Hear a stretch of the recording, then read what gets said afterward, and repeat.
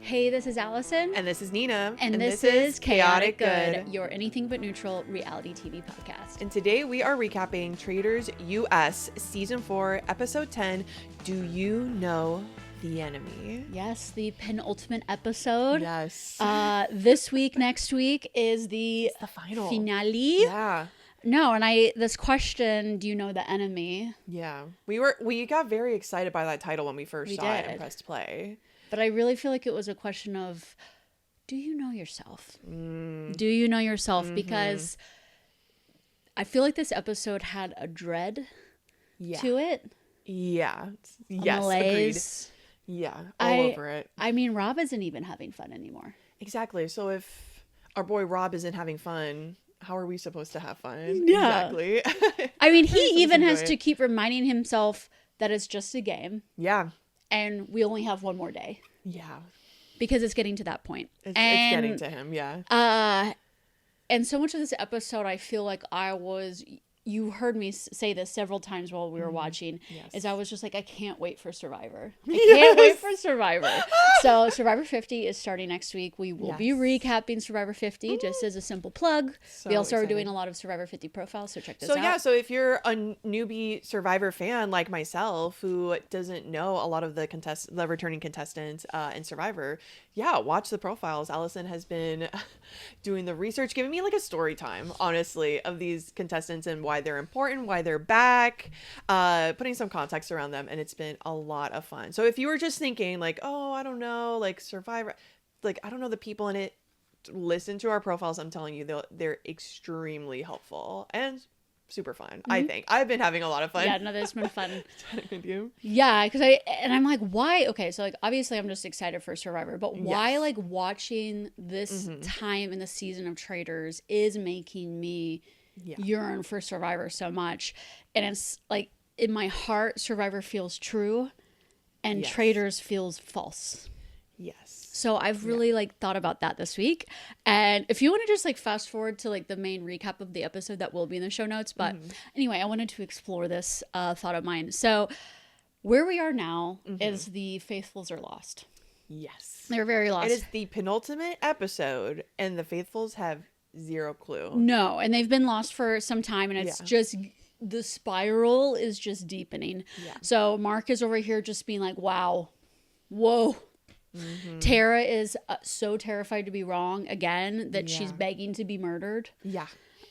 Rob can just say the words, well, that was fucking weird. And then the argument will go into a tailspin. Exactly. Because there's nothing to grasp onto. We, as the viewer, see the path. Yeah. And I think sometimes like we keep thinking of ourselves in the POV as the viewer and in the POV as the traitor.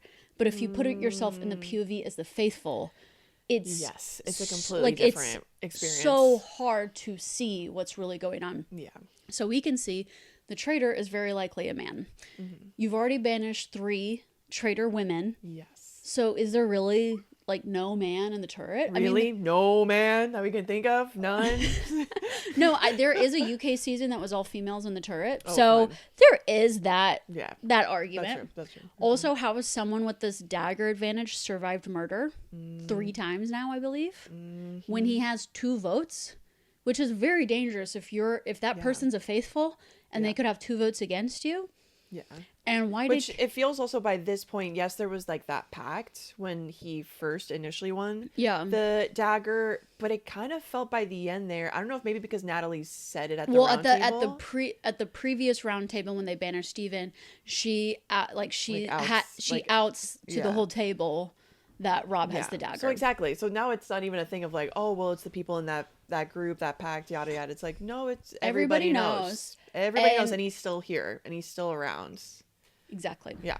And Candace, a traitor. we got a little corgi on set. Yeah. Security. Exactly. Just making sure no one comes in here while we're talking. So Candace, who was a traitor and a very smart woman, put a throwaway vote. A throwaway on Rob, and then doubled down on him still the next day. Exactly. What's that about?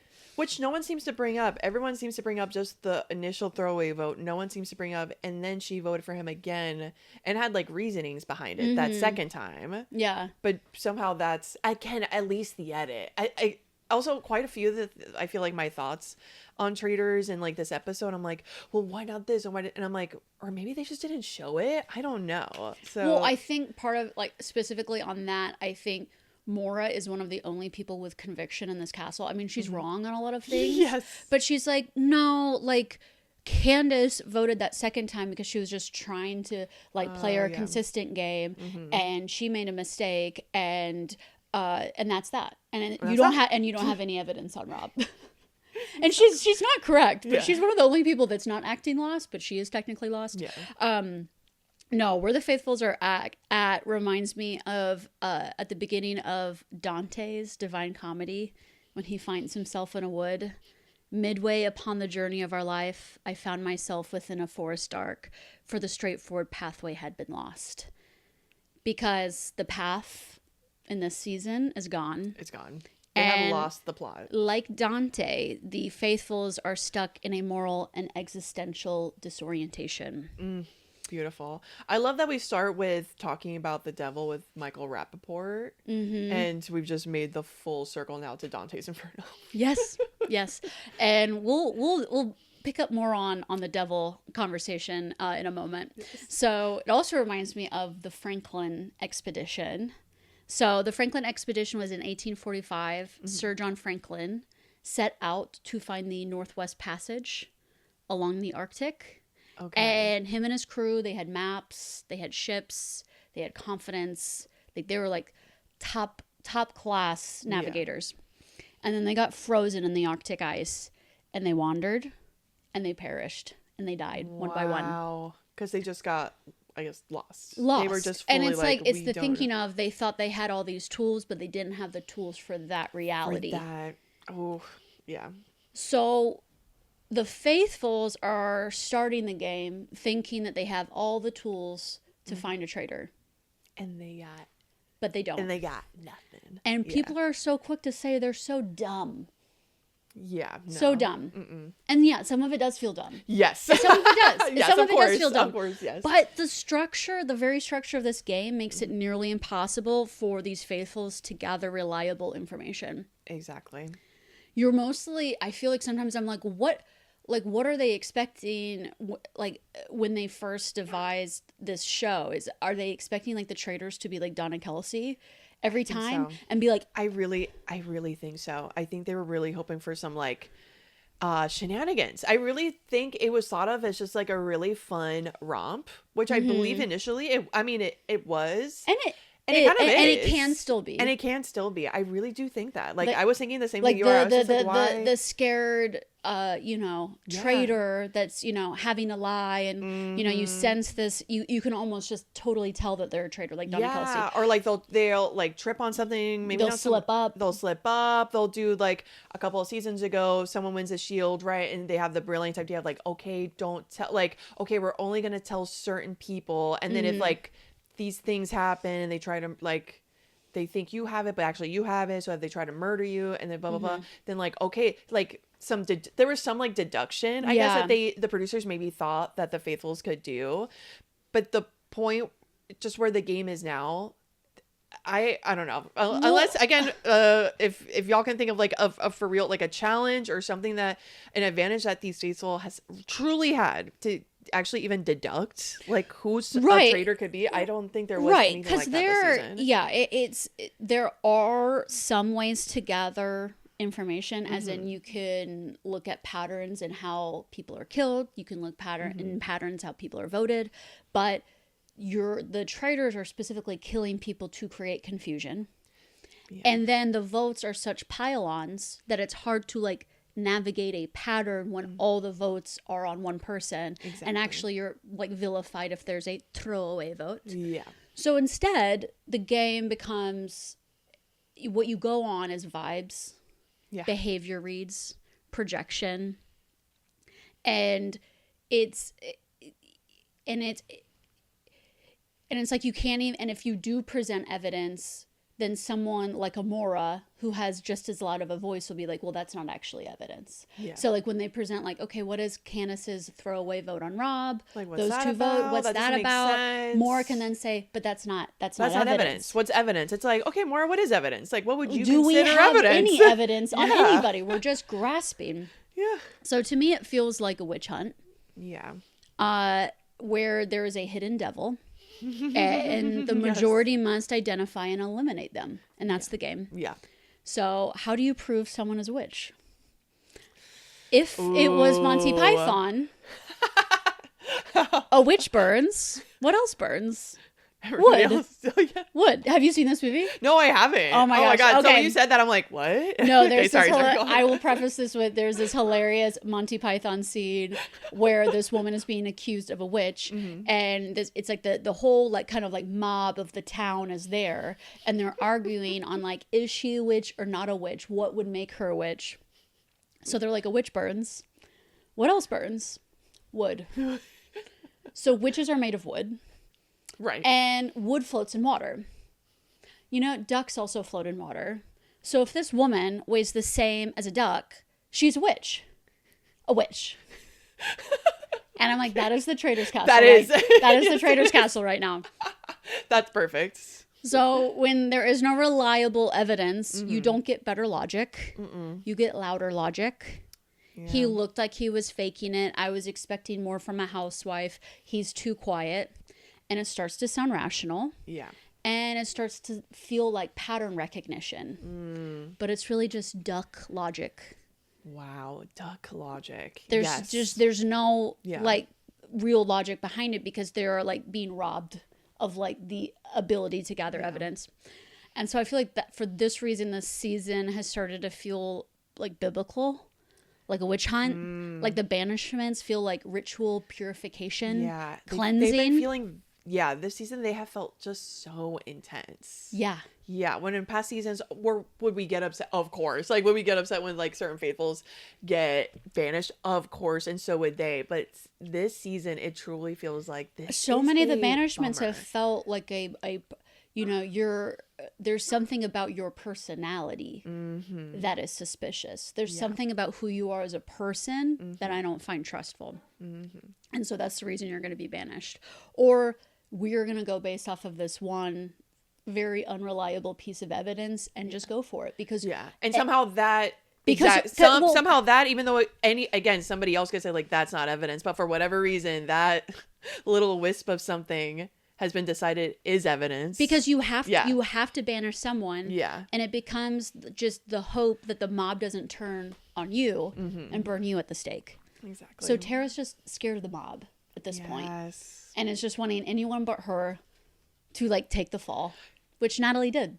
And also that's so interesting that you're taking like the metaphor of the witch hunt, because a friend of ours, hi Madeline, a friend of ours has sent me this like Instagram post that Tara and Johnny did where let's see, it's like the both of them, the video is like both of them just like running into each other's arms, like being cute, being like the best friends that they are.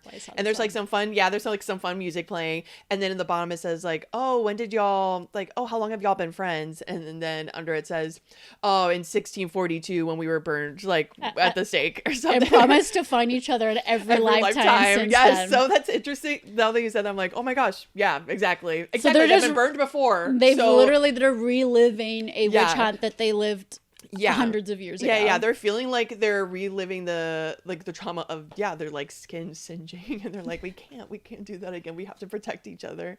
Yeah, and I think this premise, it starts fun. Yes. It starts exciting. Super fun this season. And it starts exciting, but then I feel like it like devolves into what's the word? It's like epistemology. Okay. Is the like the word of like studying knowledge, and it's like this like like an epistemic breakdown is amazing. What happens in Traitors because of just like the way that the game is structured itself. So that is why I can't wait for Survivor next week. Yes. Oh my gosh. Because there is no moral premise to Survivor. There is no hidden evil amongst us. There is no moral segregation of you are the good faithfuls and you are the devilish traitors. The premise is to get to the end and convince your tribe that you are the sole survivor. Exactly. It's a game about power and numbers and outmaneuvering. And then you have to balance it all at the end when you have to still defend your game and take accountability for what you did. Exactly. So I say all that because I love the Traitors. Yes. I still do. And we will watch next season. And we yeah. will recap next season as well. I do wonder like how this, if like this is the game and I just need to accept it for what it is. And if that is the case, I won't take it as seriously. Honestly. Yeah. The recaps will look very different. Yeah. Than what we envisioned for when we started. Or is there a way where like the faithfuls have more of a chance? Because I almost feel like it's like a humiliation sport for the faithfuls at this point. It is. Because we're just wanting to like point our fingers at them and be like, you are dumb.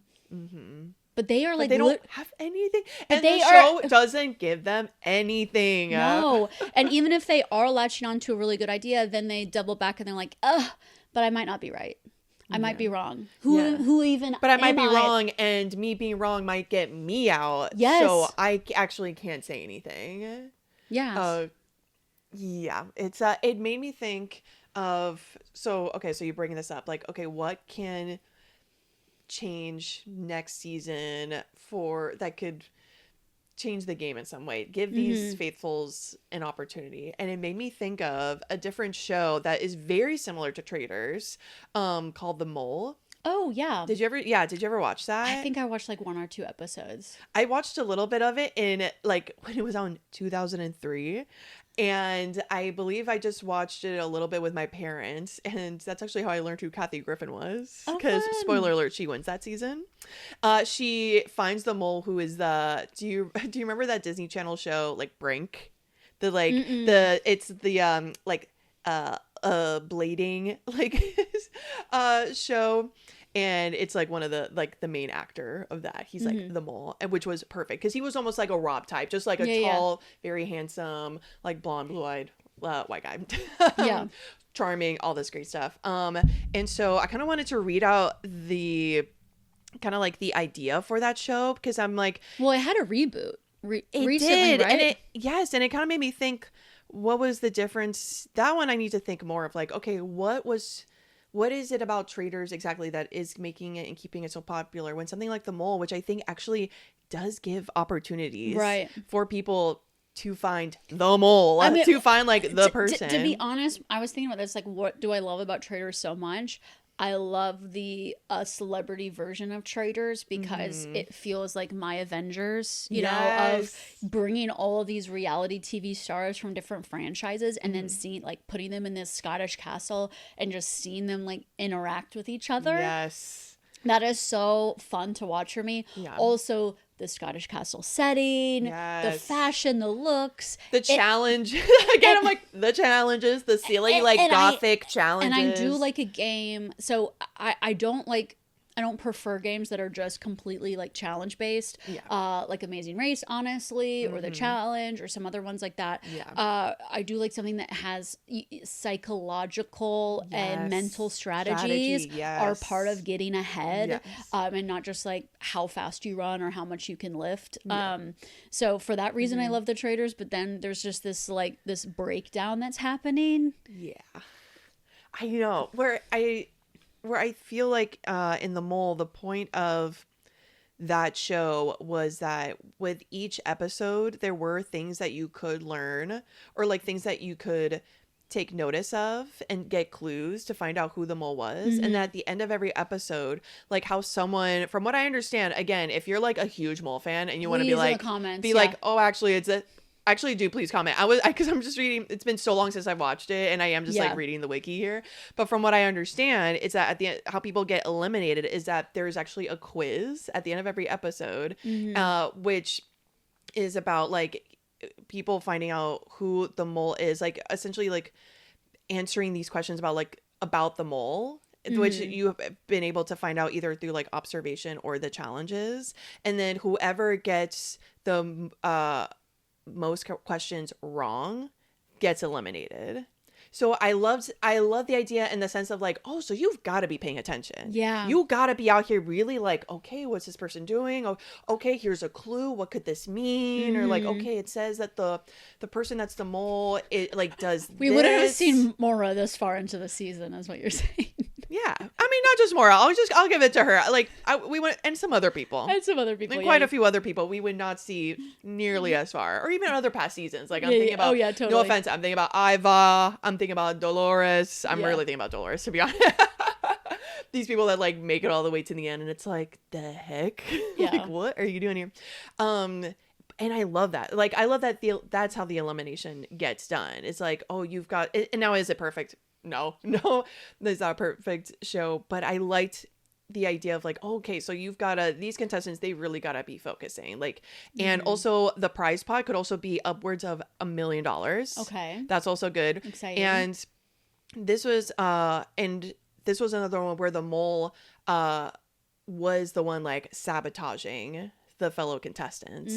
So that was also part of like observation, just being like, oh, okay, that was a team challenge. So okay, so who's in that team that didn't win? Yes, I like the idea of the traitors are doing more than just killing in secret and private in a turret. Yeah, like by it's themselves. all kind of like they have like these like active sabotage moments throughout the day that Exactly. also makes them, susceptible for being which found. I think is why we love like the murders in plain sight. That is so much fun, and you can really see people like, to me, that was actually a time where Rob shined. That was a time where I was like, woo, let's go. Like, now I didn't like who he killed, but Rob C. But seeing that, like, that's exciting. The chess game. Chess. Oh my God. The chess game, the like waiting for the conga line of death. Yes. Amazing. Figuring out like the frame and then actually getting it, looking at it, choosing, burning it. Like, that was such fun TV. That was such a fun episode. That was another peak for me, for sure. Yeah. So it's like, I feel like if the show could just be more of that, just more stuff like the mole, just like out in the open. Like, there's very little, maybe like secret stuff. I know, like, the turret is fun. It's very dramatic. It's theatrical.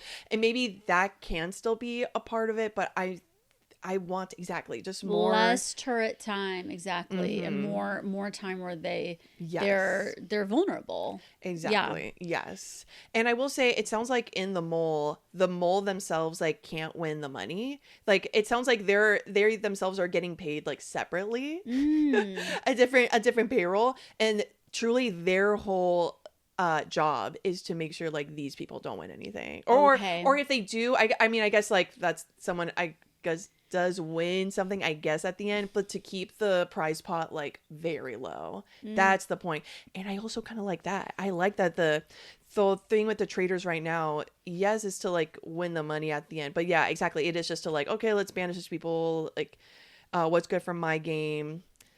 I don't know. I feel like there's something there. Like, I would like it if maybe one part of that is taken out. Like, okay, maybe they can't win the money, so someone else, the faithful, has to win it, but then how are we gonna keep the money low then, or like something like that. Yeah. Or like, I think we've brought up before that, dang, for these challenges, I understand just making it something, instead of maybe taking the money, if it's going to be for celebrity traitors, taking the money element out of it and making it a prize that they actually want, right? That these fame-starved people actually want. To our sorry, so I'm repeating like what else is. Oh no, I was just letting you cue me up to then say it. Of course, here we go. No, essentially the prize pot that I offered was, what if the next person gets to recap the next season of Traitors, exactly, like they with get Alan coming, exactly, like they get their own like after show, kind of like After Sun, like Love Island.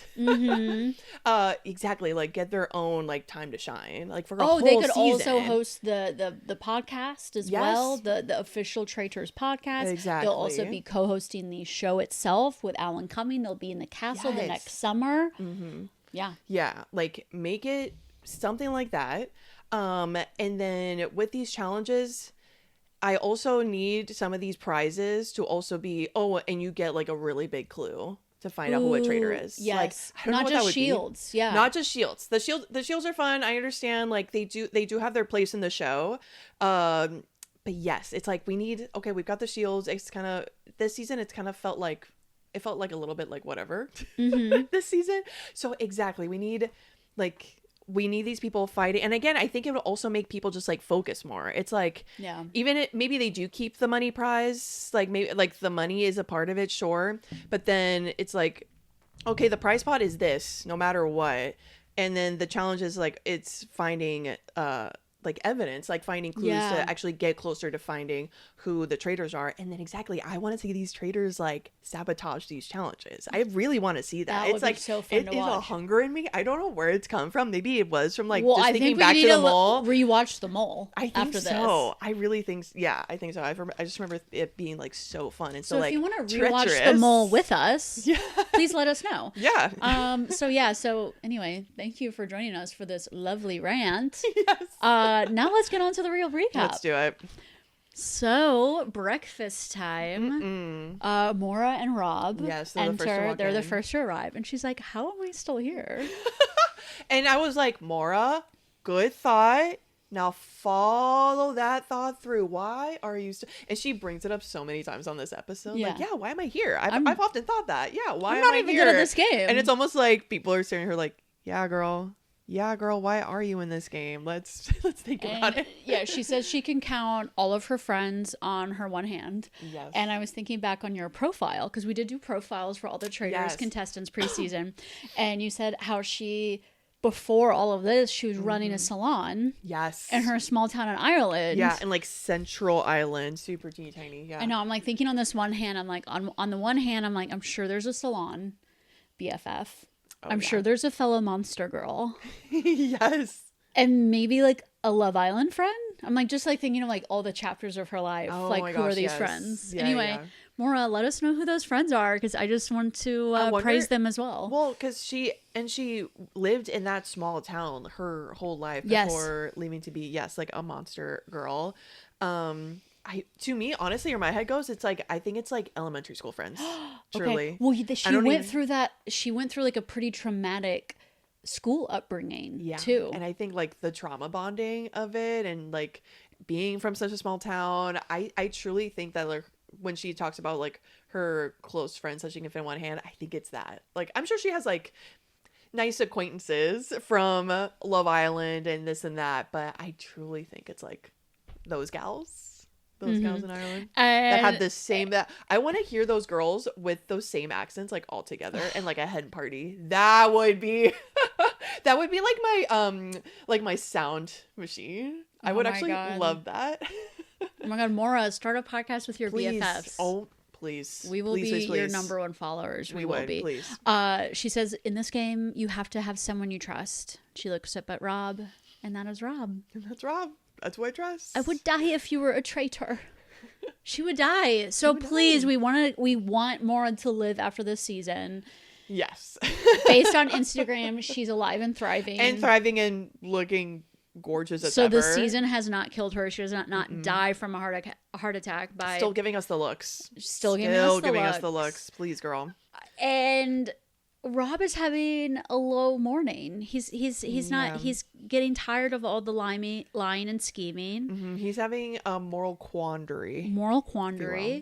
He's like, this is a game, but this beautiful woman I'm sitting across is also a person. Mm-hmm. And I'm wondering throughout this episode, at this point, if we look at the full episode, it's like, oh, why would you kill Maura? She is so in your pocket, defending you to the death, wants to end this game with you. Do not kill her. She's part of your plan. But I'm also like, does Rob want to face the end with her? Ooh, now that he knows it's going to be this like cruel, crushing reveal. Yeah. If he does say, I'm a traitor at the end. Yeah. And I think even Rob is like, I want to win this game so bad because I'm competitive and because the point of the game is to win, and I got this incredible advantage by being selected as a traitor. Yeah. But also it's this feeling of like I've become actually like good friends with these people, and at the end I'm gonna just like reveal that all of it was a lie. Yeah. Yeah. And I wonder if them showing his like low moments is possibly teasing something goes down in the finale. Oh, interesting. Or maybe he falls on his own sword, or he fumbles, or there's this like this emotional moral quandary gets deeper. Interesting. Like, do you think I've had a lot of thoughts when this was happening, when he was having his talking heads discussing how he was feeling at this moment in the game. And it was a mix of getting upset with him, being like, oh, now you feel upset. Okay, so now you feel upset about this game when you've been the traitor this whole time. Another part of me is like, another part was upset for a different reason, just being like, suck it up. Yeah. Like, and which is what Boston Rob felt as well, and Bob the Drag Queen, that they've said that in their podcast. So I'm not alone. I wasn't alone in like initially like thinking that, being like, and also another, dry your tears, boy. Exactly. This is the game. This is what you've been assigned for. Buck up. Like I feel very like 300. Like, this is Sparta. Like, get over it. You come back with your shielder on it. Which I feel like is a movie he's seen a million times. And another part of me, a sneaky, dark part of me, wonders if he is saying this. I've talked about this in other episodes where I feel like he is playing the faithfuls and also playing the viewers with his talking heads, where he's saying things and I'm like, I don't believe you. Like, I don't believe you actually think that. And I kind of thought that about this also. I kind of like next week will we be like, oh, that was a lie? Yeah. Because like, I'm kind of wondering it might be true.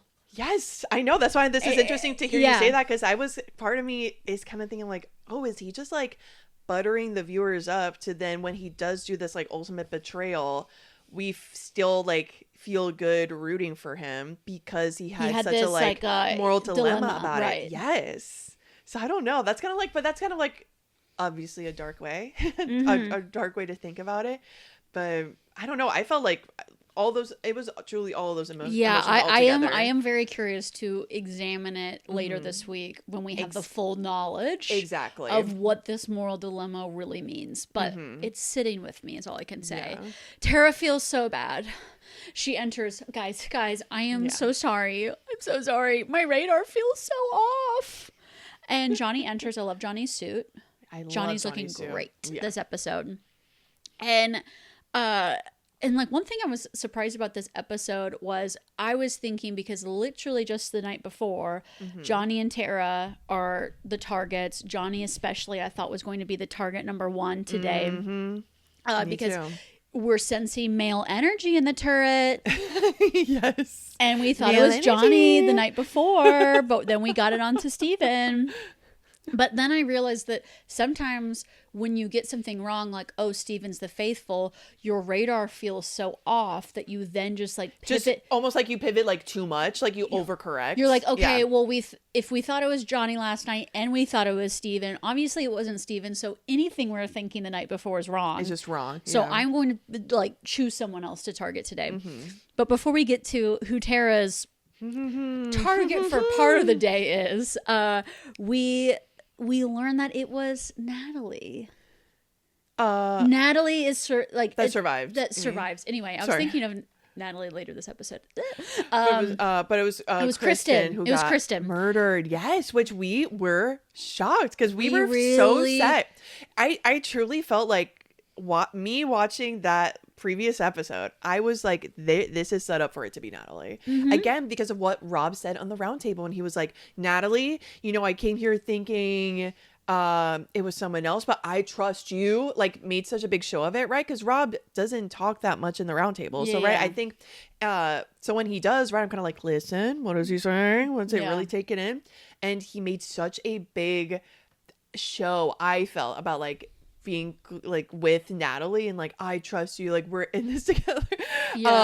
That I was like, it would just be so perfect to murder her, because then it would just be, I felt like it would just be so easy to be like, oh my god, like they're taking out my alliance, like oh my god, they're taking out my people, like that was like, and that was my friend right there. Kristen, who is also very much his people. Yeah, it's true. I understand Natalie as a banishment sacrifice because she is that last gamer. And with, as I already went on my rant before, when you have no reliable information, the one fact that they do know about Natalie is that she is a survivor gamer. Yeah. Which makes you a scary person. Yeah. And so and you those can... guns, girl.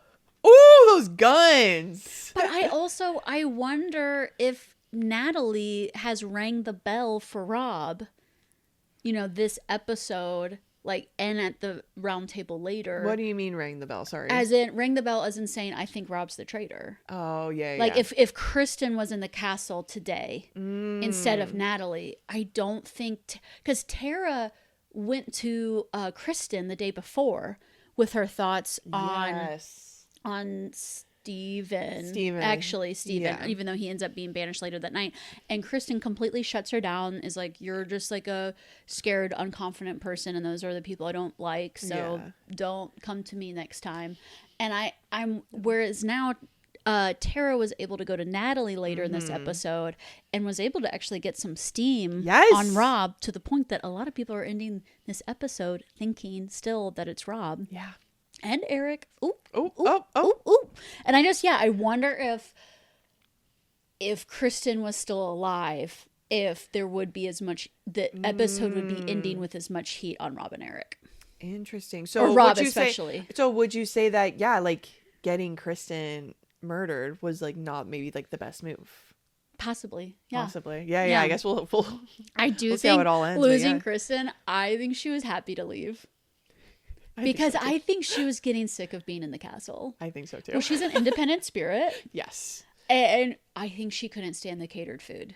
Oh, 100%. 100%. She was almost probably like a feral animal, like ready to like go into the woods and like forage for herself. Yes. Oh my God, get truffles. Like, she's like, if I see one more fucking hard-boiled egg. Yeah. Or an unseasoned chicken breast. Yeah. I'm gonna lose it. I'm gonna lose it. Yeah. Oh my gosh. I think I saw a TikTok of her being like, oh yeah, she would try all these like hacks, like with the snacks and stuff. Yes. And was trying to use the toaster, and then she like burnt her hand, and then they would like the production would like start like rearranging things or like trying to make the... Anyway, she was literally like, I will, like, what can I MacGyver into an actual good meal? Yeah. Just any sort of flavor. Just to get any sort of flavor out of this food. Yes. And the production is like, put down the knife, stop handling the toaster. You're a liability. We feed you this time round, okay? No. And she's like, get me out of here.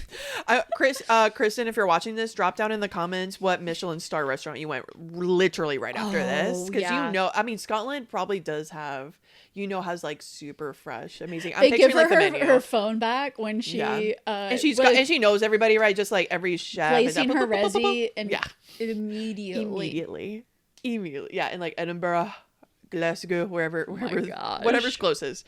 I bet she had like the most delicious meal of her life. Yeah. Also, I was surprised as well when they decided to murder Kristen, because she was saying Eric's name. And she literally said to Rob and Mark, if I die tonight, like keep an eye on Eric. But in the turret, Rob says, okay, I think we can handle Mark. Yeah. Mark is the only one that knows about this, Eric name idea. And we think we can handle Mark. Mark is handled ultimately this episode. Yeah. But Mark ends the episode, I think, very much like suspecting Rob and Eric as well. Yeah, I think so. Oh, Mark, this episode just, I mean, like so many of them just looks like so beaten down. Yeah. Because again, I think he's like, I do truly think so many of these people are just good people, that to be put in this situation where exactly your very moral character is put under like a microscope, it's so intense. No, and it feels so intense. He has said like in interviews and stuff that he's like, oh, I wish you could have seen my hotel room at night, because it was like a scene from Claire Danes in Homeland. Yeah. Putting all the pieces together, notes everywhere, scribbles. Like he's mentioned, and even in the show, he's mentioned like writing in his notebook and like making notes on people. Yes. And I think what's so hard is that like with every argument you could say one way, you can make a equally convincing argument the other way. Again, yeah. Just like fuels the psychosis that we're seeing. Yeah. I do like Alan's send off for Christmas. Like a pan-fried steak, you two are now resting. I totally so miss long, that. Kristen. So long, Kristen. And I do love. Speaking of Alan Comic, I love his outfit this episode. I've been meaning to like reverse Google image search his shoes because I'm like, those shoes look comfortable and fun, and I want them. Yeah, they're like turquoise, like clogs. Yeah. Yes. Yeah. Oh no, they look so comfy, and what would you even call that? Would you call it like a mint green color throughout his outfit, and the like diamond shaped pants? You've got some diamond shaped pants. It kind of like reminded me of those a little bit, and those are so fun. And then in the challenge where, right, they always do like a fun add-on to his outfit, and it's this sort of like same like mint colored veil with a bejeweled like crown. Yeah, it's so good. It was very like 1920s Great Gatsby vibes. The shroud almost that he had, the veil that he had on his head later in the challenge looked like a wig in moments. And that's when I was like, oh, next season, wigs. Alan, Sam Spector, stylists, hello. We're talking wigs, okay? Like, I think we're ready. Yeah, we want braids. We want poofs. Oh. Like a Marie Antoinette, you know, with like the ship sail and in the hair. Oh, that would be so good. That would be amazing. I know. Take tips from Maura. Yes. Maura's been wearing wigs exactly. this season, and they look so fun. So yes, that's and we realize that the reason why Natalie is there is because Natalie is the next target. Yep. And she has to like fight for her life in her red clubbing dress today. That red leather clubbing dress with the little black heels. With the skinniest little black heels. Yeah. I felt like homecoming in a South Florida high school outfit. That's what it felt like to me. Was it you that said? It's an outfit for fun. Yeah. Not an outfit for survival. Yeah, for survival. Was it you that said, yeah, she was over the glam? She was over it. Was it you that said that? Yeah, and she did like state that, I think, in an interview as well. By the way, girl, I understand. And it seems like a nightmare. Can see. Well, at the end of the day, she literally has just like a messy top knot. Yes. Because she's like, I'm hot. I'm over it. I need to focus. I need to fight for my life. So I'm putting this hair up here. I loved it. I love the messy top bun. That's us. I'm like, that's my girl. Rob says out loud, I feel defeated, honestly. I feel played. The energy is low. The energy's very low. Yeah. And we learn that we have one more day. That's right. And tonight is the last round table where we will know if a traitor has been banished. Mm-hmm. So after breakfast. Yes, girl. Tara is like, I have an idea. Goes to Natalie. At this point in the girl hang, we're sitting back, we're watching. I'm almost like, whatever comes out of, I had low expectations. Yeah, it just looked like it was very much, we knew what was going to happen. It kind of felt like that part of the season where it's like, okay, let's see how this rolls out. And that's what we thought. And then she says, do you think it's Rob? And Nina and I like immediately started holding hands and we're like, oh my God, is it happening? Is it happening? Because the Candace votes. What is up with that? Yeah, what's up with that? I think it's something like, you know, Nina and I literally 2 seconds ago, because when we reset the camera and stuff, we then have like new ideas about the show, and then we spend there's a whole like behind the scenes show that y'all never see. Because then we literally just spoke for 3 minutes on another topic that came up from another topic. Yeah. Anyway, I wonder if they also needed like 48 hours for them to be like, yes, wait, Candace voted for Rob twice. And Candace was a traitor, and she was a smart woman, and it was a throwaway vote, but she doesn't have like a throwaway vote like vibe to her. Vibe, yeah. What's up with that? And Natalie is like, why have I not been murdered? And she thinks she's a traitor angel, or she has an angel traitor. Yes. I'm gonna have to think on that one more, because I also feel like Rob has been so well aligned in the castle that he has been able to kill people who are like literally his top allies. Yeah. That you would think he would have been their traitor angel. Because he like killed off Colton, he killed off Kristen, he killed off Dorinda, all these people who are like, Rob. So I'm like, interesting thought, Natalie, but I think there is like a whole long list of people he's killed that would have in other seasons could have possibly been protected by their traitor angel, but he's not really protecting many in this game. Maybe just Mora? Thoughts. So we're like, oh my God, do they have Steam? However, this is when I had to pull out my notes app on my phone. Yep. Because we got to do some math. Because the math is hard today. Yeah. Because unfortunately, they have waited so long to target Rob, this King Traitor, Rob, that they need to, with considering his dagger, they need 5 votes on this guy.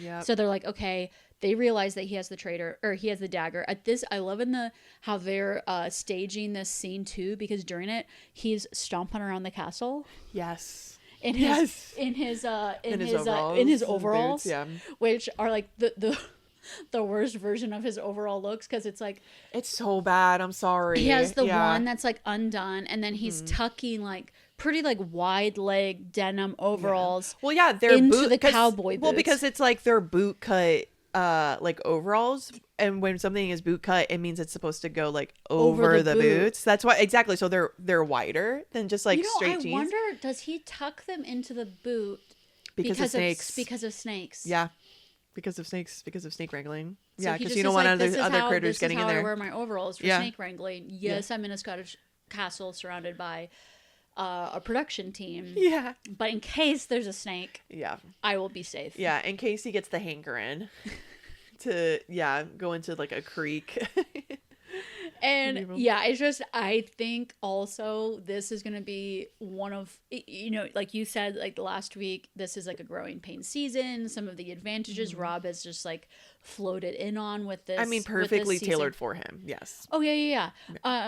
I also think in future seasons that an advantage like the dagger will not last this far into the game again. Oh, yeah.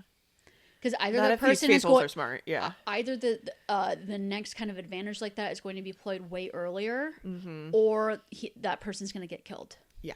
Or if they're not getting killed, it's like, why aren't they getting killed? Exactly. That's what I'm hoping for. That's what I hope. I hope think so. People take note of what's happened this season, and let's see. Yeah, well, I say that, but in past seasons there was like all of the like traitor reveals came from traitor implosions, but it took them like a full 48 hours to like remember that bit. And they still are like not really convinced of it. When I'm like, that's actually like if there is any history, that is the history. That's the history. Yeah. Is that traitors target each other every season except the first one. Yeah, true. And I guess maybe not this, like the way that the Faithfuls are seeing it. And actually, Cerie did end up. She was part of the first like Cody guy, the guy with the curly hair that had kind of like a fun chaotic energy. Yes, she was part of getting him out because he was maybe like dangerous to the Traitors game. Exactly. I think. Yeah. So and then she also didn't let Ari in the game with her either. That's right. So. There's gotta be some traitor on traitor violence. It's just being able to clock it. So Rob and Mark head to the weird gazebo in the parking lot. My purgatory. Yes. If I was in the castle, do you have like a favorite part of the castle? Yes, I do. And we haven't seen it at all this season, which is the secret room in the bar. Like behind, like where you move the bookshelves. Only Tiffany and Michael. Had a scene in there. Yeah, and that's it. We don't get nothing else. I wouldn't be surprised. That would be like you and me, like kikiing in the secret room. It was just like for fun. Like it's cute in here. Like oh my gosh, it's like a little sauna. I love the orange velvet couch with the window. Ooh, where the Natalie, Tara, Mara conversation happens there. Yeah, that's where Rob was lounging the day before. I think that's my favorite spot. Yeah. Not this gazebo. No. Because I love myself. Yes. Yeah. No, it's kind of like what it is outside right now in that gazebo always. Just like, oh, it's sunny and like, oh, let's sit outside because it's sunny, but it's like freezing and always so windy. I'm like, why? Anyway, we don't love this gazebo. Mark is looking at Rob. He says, look me in the eyes, bro. Do you trust me? I trust you. Mark. I know I was kind of sensing like, okay, maybe Mark is like possibly faltering in this episode. So he brings up Eric because Kristen, his BFF, is now killed. Yes. And Rob's like, no, I understand what you're saying about Eric, but he's always been quiet. Mm-hmm. So we don't really hear much more on Eric on that point. Quiet boys in the turret. Yeah. Chill boys in the turret. Chill boys in the turret. Cool, chill, quiet guys. And they also bring up, Mark brings up how Natalie's vote Natalie voted for Tara on the Candace banishment. Mm-hmm. So everyone else voted to banish Candace, but Natalie was the only one that did it, that steered away and did not vote for Candace and voted on Tara. And I'm like, wow, this is the season of the throw away vote banishment. It's like, if you have a throw away vote, then it marks lights out for you. Yeah. And it's interesting always in seasons how they create their own social rules. You mentioned that. Yeah. And this is one of them, except of course for Rob's throwaway vote on Lisa. Exactly. During the Ron Funches vote. Yeah. Then that's fine, but everybody else knows. Of course, honey, of course it's fine. Of course. So then we get to Natalie, Tara, and Maura, because Natalie and Tara are like, okay, we need the numbers. They did the math that we were doing, and they were like, we need more people. We need the numbers. This is exciting. Yes, we were so excited. So Maura's like, how am I still here? It's exactly, and we're like, and even she's like, Tara, I'm not even good. Natalie's like, yeah, why? I'm not even good at this game. What am I doing here? It's like, exactly, girl. Exactly. Why would who would keep you here? Just think about who would keep you here? And they say Rob, and she's like, there is no way. There's no way. And she is convinced it's not Rob. She's like, if he reveals himself as a traitor at the inn, I will go running for the hills. I will lose my mind. I will have a heart attack. I don't remember all of the adjectives she says, but she's essentially setting it up to be like, it's going to be a big motherfucking problem if he's a traitor, because he's not. And that's not happening. And I do feel like Maura is I said this earlier, is the only one that isn't lost, confused, upset. I think she's going to sleep and is having a blissful night's sleep every night. Well, look at how great she looks. Yeah. And everyone else is Tara is in pieces. Mark is look me in the eye. I need eye contact at all times. And I was wondering, do you love this for Maura, or do you hate this? Oh, that is a good question. Because we came into this season with a lot of love for Maura, because we know her from Love Island. I did the profile, and it was fun to learn about her and her story. I will say, to see this I just love a story of a girl from the middle of nowhere, Ireland, just becoming this bombshell.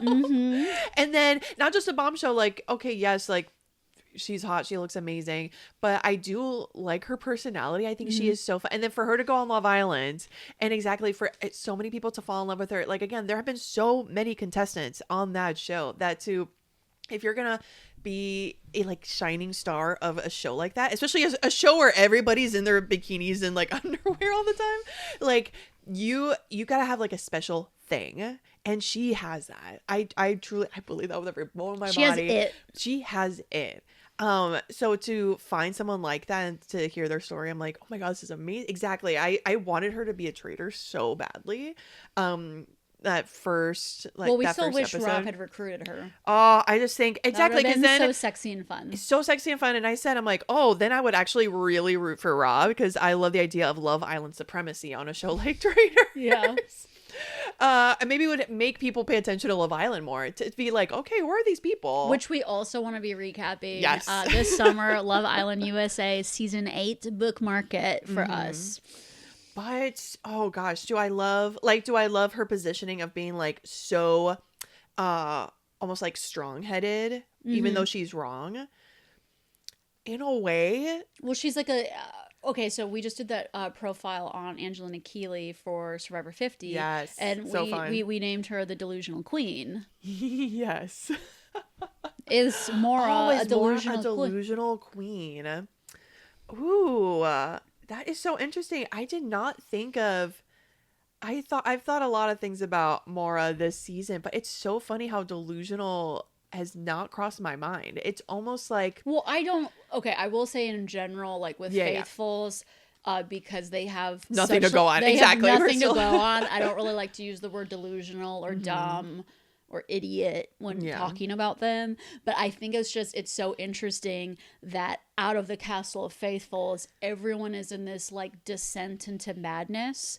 And she's not. Is like, I know. Yeah. Maybe it's like, and it's frustrating to see because it feels like she doesn't care and she's not thinking. But then also you're like, oh, you seem to be the most like normal adjusted person here at this point. Yes, like it's the sort of thing like you might not know what's going on, but you like believe in yourself and in your convictions, so you're gonna be fine. I do kind of, in a weird sense, I do like this for her, especially I think I'm gonna jump in this spot to kind of like a little bit of the end where we see a moment between Mora and Tara after the round table. Yes, I was thinking of this too. Or maybe I won't say all of it, but let's just say Tara votes for someone that she, at this point, she's crying in the kitchen where everybody's like gathering and being like, I didn't even think it was them, but I don't like, and Mara is, for all of Mora's like exactly her decisions and her votes that I do not agree with,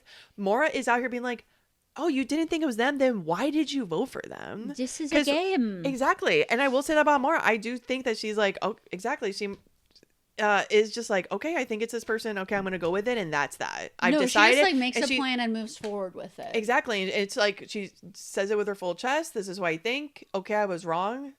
Move on. Like, I'm moving. Like, that sucks. Okay, like, I'm going to move on.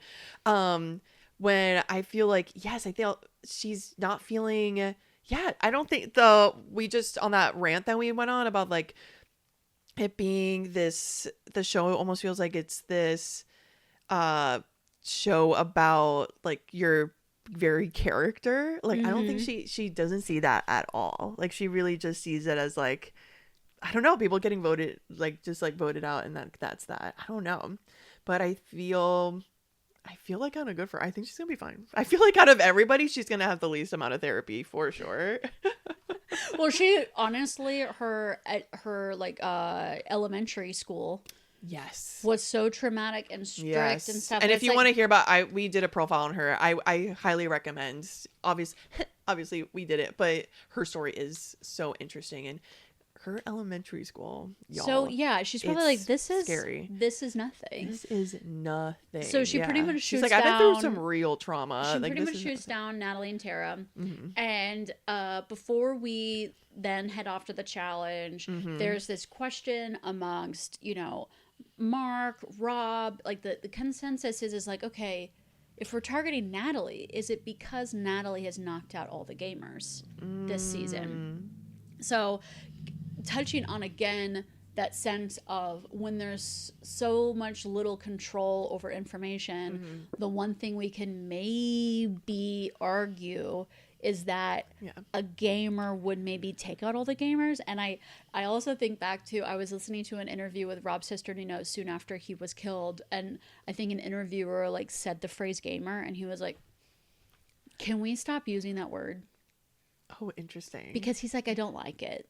He's like, and then he was like, what about like CBS reality show competitor? I'm like, that's 20 syllables. I can't. Rob, come on. We need to workshop those. Yeah, we'll workshop it. Hey, we'll workshop it with you. Call us. Yeah, call us. We'd love to workshop a different name. Because I agree. Because it's like the word gamer sounds like such a like sneaky, dirty word. Yeah. And they've had. I feel like their whole reputation in this game is now completely tarnished. You could blame them on anything. Yeah. Like literally anything that's happened. Yeah. Oh, every murder, every banishment, anything that's gone wrong, any subterfuge, anything that goes against us, probably a gamer did it. Yeah. And a gamer would do it on another gamer. Exactly. Gamer so bad. And we are on a game show and they're a gamer.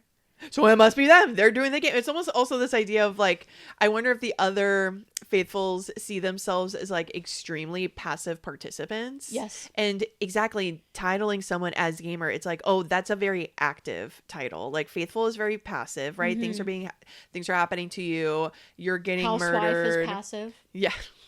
I guess in this season, yeah. If we're looking at Dorinda, we're looking at you, Dorinda. And then Gamer is a very active. It's a very like aggressive title. So it's like, oh, who's doing the murdering? It's like, well, obviously it's someone. Gamer. Like a gamer. Obviously it's a gamer. But this season, no gamers in the turret. Mm-mm. So we then head to the challenge. Okay, welcome to Carousel. Within keeping with our theme of Inferno. Yes. So we get to a theme amusement park setup. Which, I got so excited about because I was like, oh my God, the clowns. We're getting the clowns. My favorite. Oh, we're getting them back.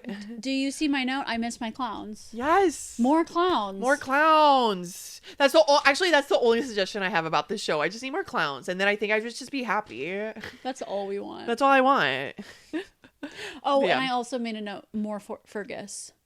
Oh, yes. I want to have a whole like side quest show of Fergus. I would love that. I know you mentioned Kristen going out and foraging. I'm like, oh my gosh, yeah. And Fergus would take her because Fergus would know all the spots. Where the mushrooms are. The mushrooms and the truffles. I mean, Kristen at this point could probably hunt down a wild boar. She wants like send help fresh game meat so intensely. Alan is there. We already described he has that wonderful like veil shroud. Oh, it's beautiful. And there is this spinny ride. Mm-hmm. And everyone has to ride on it to maybe get all dizzy, and then they're gonna run out to get stuffies with money in it. Mm-hmm. And then you gotta run back to the spinny ride and sit down. And you have to. I did double check this. You do have to have the bag of money with you. You do have, yes. Because I think I maybe missed that part, or again, like since that first episode, I like really caught that. Yeah. Ever since that first episode, I'm just like, okay, there's got to be a way to game the system. There's got to be some rule I'm missing, and for some reason, I think we thought that like maybe you don't have to go and grab the money, just sit down. But no, just stay sitting down. You need to find money. But you do have to find money. Ideally, and then more than $750, Nina. Okay, so we're getting to that. We're gonna get to that because that's like such a big part of my notes. Eric and Tara, I can't do the spinny thing. Yeah, for medical reasons. For some reason, but and so they have understudies, which are like dummies, stuffed, doll dummies. So good. Which then I believe what they have to do, it's like, okay, the dummies are in the spinny wheel. So then when that stops, they run from their standstill seats, get the dummies, move the dummies to their seats where they are, and then run out and get money. Because I was wondering, I'm like, how are they going to make this fair? Okay. So I thought that was something. That's enough. No, so they start going, and anyway... Rob, they find stuffies. They're ripping them apart, grabbing the money bags, running back, and Rob is the last person to run back. He does this run around the carousel, and he's like, "Wait, there's no chair for me." And Alan's like, "Oh, whoops, oopsies! I forgot to mention. After every round, a chair is going to be removed. A seat's going to be removed. So no seat is left for Rob." Ooh. And he was pissed off. We get the Love Island eye roll. I'm like, yes, we get it. There he is. Like, that's Rob right there. I know that eye roll. Yes, we do. He's like, well, because he had a $2,500 money bag. Yeah. And he learns that Mark, who beat him, sat down with $750. Mm-hmm. And he's like, why did you get on with $750? And Mark is like, that's the one I found. Well, you could have gotten a different one. And then he slams his stuffy on the ground. So what do you think the heck that was all about? Like, one, I put in my notes, like, why did he target Mark? So it's funny. Natalie is watching this and she's like, wow, this is like so fake and performative. I'm like, oh no, I think this is real. This is just Rob taking like a sport game. Yes. So seriously. Like we said, like, and like how he has said, like, he's a winner. He's competitive. I think he's actually just that annoyed. And I think he's annoyed that Alan didn't give that last bit of information. Oh, 100%. Because that if he knew about that twist, he would have just run to the he would have gotten everybody together before they started. He's like, hey, actually, because I'm at the best at these games and I'm the most athletic and I get us the most money, make sure that I always have a seat. Like, he would have. Yes. He would have like already gamed it. Yes. And the fact that he didn't get that chance. To game the system. Yeah. To make it work for him. Oh, he's angry. He's angry. And you know what I say I love to that? Mora's response. What's wrong with you? Yeah, true. You're supposed to be good at this. I loved Mora in this challenge. She was so good. I mean, she also got a bit of help from Natalie. Don't forget. Just as for Natalie. But Mora was pretty good at this game. I also, so then as the challenge continues. Wait, did I interrupt you there? Oh, no. I was just thinking, yeah, like Rob having his fit. I'm just like, hey, buddy, it's just a game. There's no need to be so emotional. I mean, we had some fun. Rob. It's okay. We're giggling. We're all laughing. You'll be fine. You're a traitor. You'll be fine. Right? Because at the end, like when he's like, I just really don't want to be killed. And like he tacked that on. He added that on, but I think he was just actually upset. so upset to not be. I think he also like really looks forward to playing these challenges. Yes. And so he like that's his favorite part of the whole day. Yeah. So if he can't play, he's like, wow, now I'm upset. No, I'm upset. So the challenge continues. Yeah. And this is when I was like, wait, I wish Mark Ballas, because he was talking about like, I am a trained dancer. I spin all the time for a living. So he's like keeping himself like very like yes. He's very like not letting his legs flail. Like he's very tucked in and closing his eyes, focusing. I'm like, oh right, he is a dancer.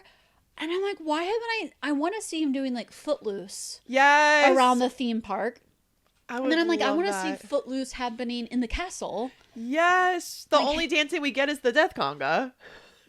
That's the only dancing we see, right? And then there was that fun clip that was going around social media of Lisa. Yes. Like it was a group of them, and then like Lisa, I don't know, like yells something like "everybody dance" or something like that, and then you see all these like players dancing. Show. It was a blast. I was like, Joy, I'm missing this joy. I want this. Right? I'm like imagining Mark like going down that grand staircase and dancing his fucking ass off. I want a dance challenge. Dancing through the hallways. Yes. Oh my gosh. Yeah.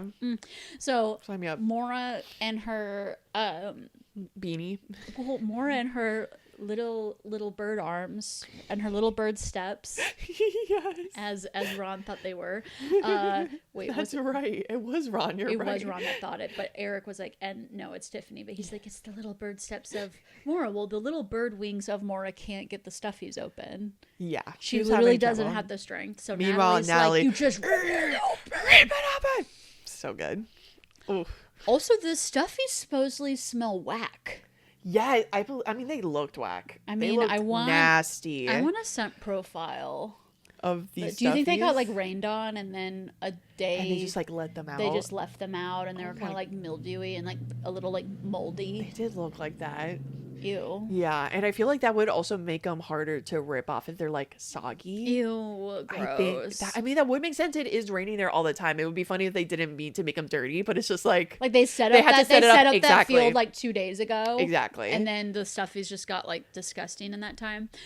So Eric ends up getting the shield. Yes. Yay, traitors. Woo! Now they can kill whoever they want. Rob, it's okay. Rob, it's okay, buddy. It's okay. Yeah, it's all good. Eric got the shield. So now it's time for them to head back to the castle. Yes. And for them to figure out what the hell is going to happen for the round table. Yes. So this is when Natalie's like, yep, we need to get 5 people and we're lost on Mora. Mm-hmm. So and with Rob and Mora, that represents 3 votes. So we needed to get 5. Mm-hmm. And then I was like, wait, what if there was a tie? And I started Googling like what's a tiebreaker for traitors. So if you're wondering the same thing, I haven't learned as much as I want, but a tie vote would lead to a revote. Okay. And just between those 2 people, I'm guessing. Just between those 2 people. Yeah. And that did happen. I think it was Ivar versus Danielle last season. There was a tie and then there was a revote and then someone like swapped their vote. And anyway, and on the revote, there was no longer a tie. But if there is still a tie on the revote, like a draw, there would be a sudden death, ... by chance.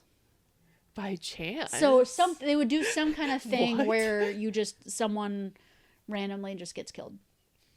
And I'm like, okay. Well, I'm ready to see what that means. I'm ready to see what that means also. For just my viewing pleasure. Yeah. Because now I'm curious. Yeah. I wonder if production even knows. Like, they keep doing the votes and no one's changing. They're like, well, give us 10.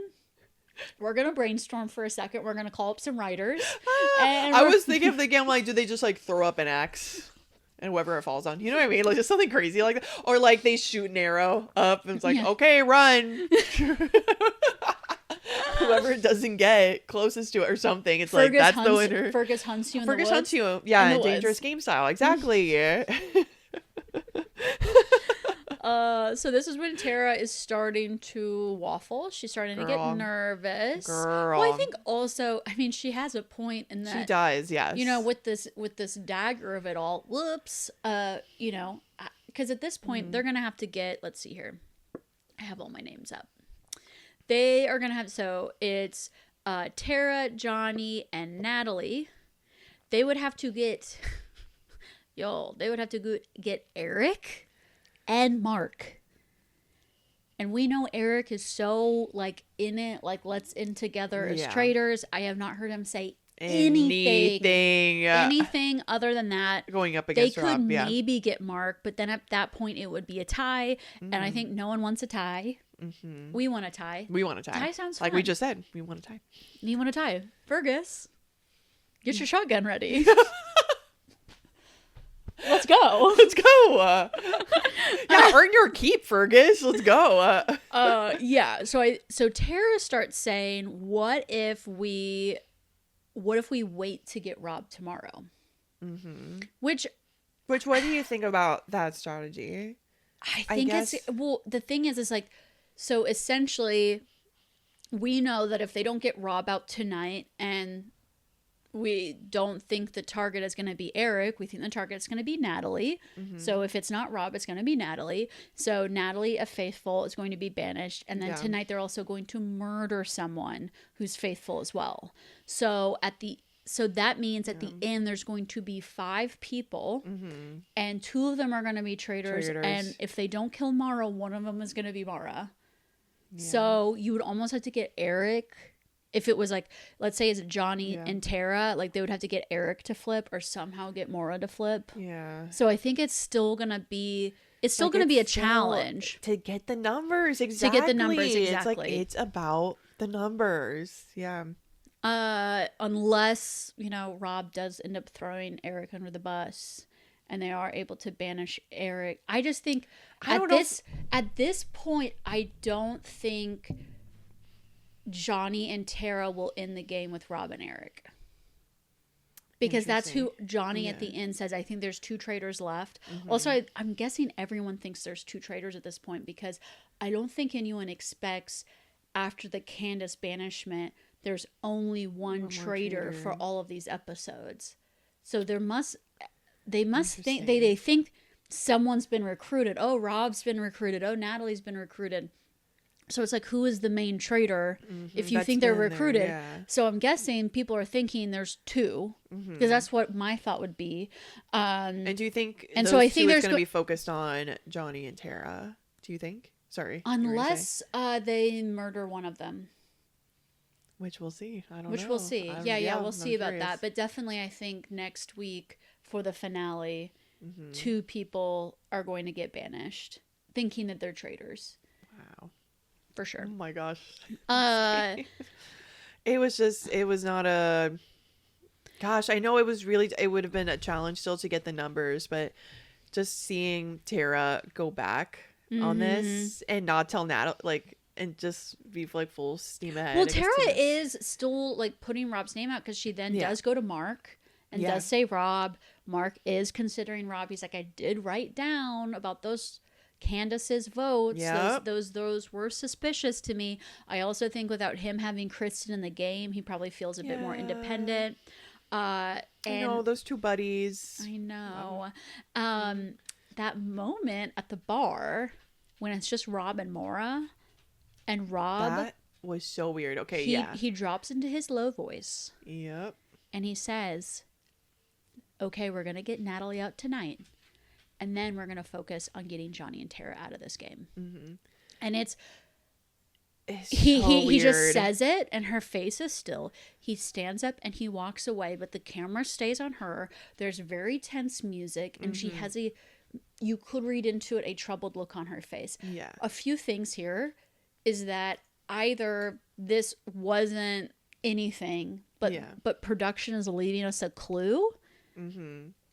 As in, I know. Are they leaving us a clue or messing with us? That's kind of how I felt at the end of this episode. I'm like, these editors are freaking messing. So I'm thinking, like, okay, like, is this her, like, the way he just laid that out to me, made her suspicious of him. I'm like, or is it Mora getting a fanny flutter? That's one of her Love Island phrases. Ooh, it's giving me fanny flutters.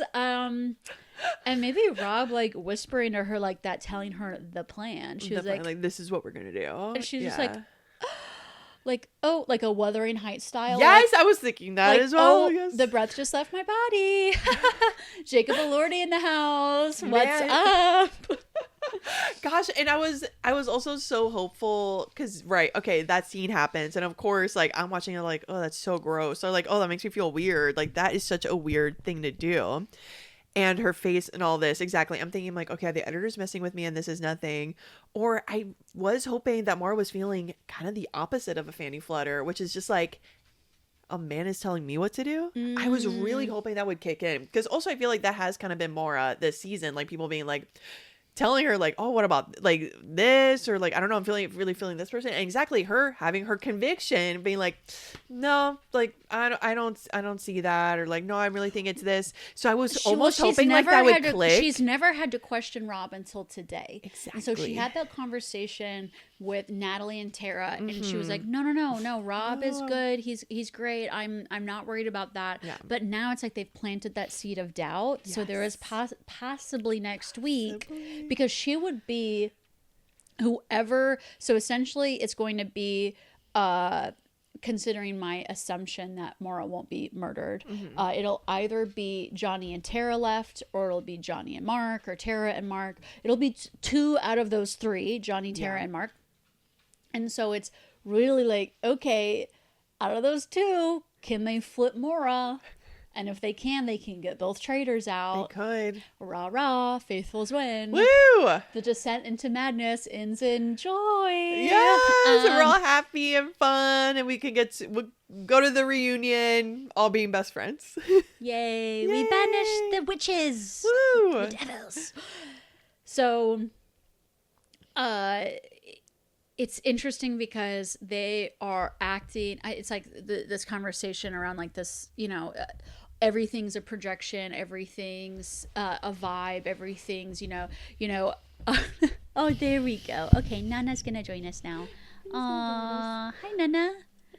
When I tell y'all. Oh, I think you need to move your mic a little bit. Oh. Hello. When I tell y'all that this dog does not care about me when I'm not podcasting. Oh, this is the only time she gives me like any attention. So I promise you. So, Nana is her girlfriend's corgi, and so Nina is stepmommy, and Nana is falling, step doggy, is falling in love with new mommy. I hope so. Nana, that's your mom, so. And the snuggle feels good. Nana, you can tell me, who do you like more? You can tell me if I'm your favorite. It's okay. If you're not watching us on YouTube, you don't get to see a corgi on the screen. So if you want to sign, you feel so compelled to see this, it is a really cute corgi. I think it's time to come to our YouTube channel. Yeah. So no, anyway, what I was saying is essentially they're saying, oh, Natalie was acting cold about Kristen's death. And Rob was acting performative at the challenge. And I'm like, I'm over it. Yeah. Like, just reading into these, like, people's reactions like this. Yeah. I'm over it. Yeah. And that might be just been a whole season of that. The whole game. Yeah. And I need to get over it. I need to get over it. I don't want to get over it, Allison. I'm not ready to get over it. Because you know what it is? It's like, I could be over it if it was more fun. Yeah. I truly think, I just keep going back to that. I'm like all this, so much of this stuff I really could let go. Yeah. If the people were having, like, if it was fun, if the people in it were fun, if they were funny, we were still having these like fun quips, if we still had like a Gabby Windy type, right, that was still just out here trying to find traitors, but still like with her fun voice, or like with her quips, her fun like little sayings. But we don't have any of that at this moment in the season. I think we don't have people find like Rob to be really fun and funny. Not this episode. I think just like in general they feel that way about him, whereas I feel like he is that more calm and grounded type of person. Like he almost seems like, was he really on a reality TV show? He seems so chill. Yeah. And I think that's why people have like become so close with him, is that he, you know, he's this like source of like stability amongst all these crazy reality people. TV stars. Oh. Which has made him be very successful in the turret. But I'm also like, it's not fun TV. Yeah, I guess I'm like, it's not fun TV. Sorry. Not for me anyways. I don't know. So we are nervous at this point about the possibility for Rob, but the name of Rob is coming out. And then I learn that Tara is coming into the round table not wanting to lead it. Not wanting to take the blame. Exactly. She starts it by saying like, hi, so I just wanted to say that, yeah, I came like pretty heavy-handed last round table, and you know that was intense, and we got someone that wasn't right out. So I'm actually just gonna sit back on this one. I'm gonna sit back. Who's gonna lead? Yeah, it's not gonna be me, but I just want to. So y'all have that. Y'all can have that, girl. The way I did a Rob eye roll.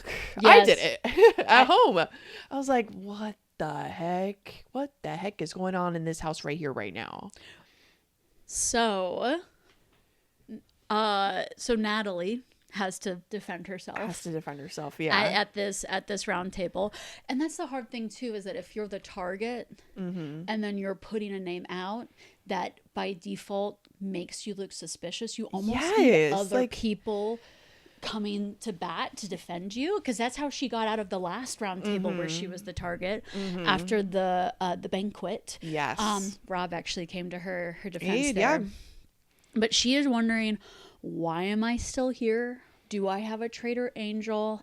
She's also thinking, Candace's votes for Rob, was that a nugget? Yeah, like what was that? Was that evidence? Was that her trying to lead us to him?